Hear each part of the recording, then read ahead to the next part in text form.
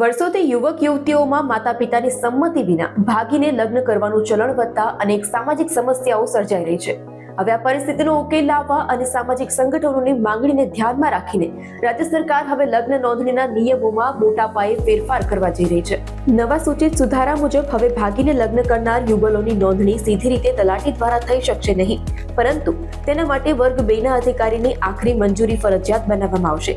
આ અંગેનો પ્રસ્તાવ મંત્રીમંડળની બેઠકમાં રજૂ કરવામાં આવે તેવી પૂરેપૂરી સંભાવના છે.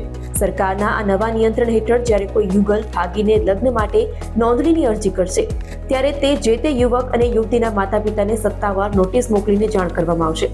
નોટિસ મળ્યાના 30 દિવસની અંદર માતા પિતા કે વાલીએ પોતાનો જવાબ આપવાનો રહેશે. આ પ્રક્રિયાનો મુખ્ય હેતુ એ છે કે યુવતીઓને ફોસલાવીને કે લાલચ આપીને કરવામાં આવતા લગ્નો ઉપર રોક લગાવી શકાય. અગાઉ પંચમહાલ, દાહોદ અને ઉત્તર ગુજરાતમાં તલાટીઓ દ્વારા ખોટી રીતે લગ્ન નોંધણી કરી દેવાના કૌભાંડો બહાર આવ્યા બાદ સરકાર આ બાબતે વધુ કડક બની છે. નવી પદ્ધતિ મુજબ તલાટી કમ મંત્રી પોતાની પાસે આવેલી અરજીની પ્રાથમિક પ્રક્રિયા પૂર્ણ કરી ફાઇલ વર્ગ 2 ના અધિકારીને મોકલશે. આ અધિકારીની મંજૂરી વિના લગ્નનું પ્રમાણપત્ર ઇસ્યુ થઈ શકશે નહીં. પાટીદાર સહિત વિવિધ જ્ઞાતિ સંગઠનોએ રજૂઆત કરી હતી કે બારોબાર થતી લગ્ન નોંધણીના કારણે માતા પિતાની હાલત કફોડી થાય છે. આ સામાજિક દબાણ અને કાયદો વ્યવસ્થાની સ્થિતિને ધ્યાનમાં રાખીને રાજ્ય સરકાર હવે લગ્ન નોંધણીમાં ચેકપોઇન્ટ મૂકવા જઈ રહી છે.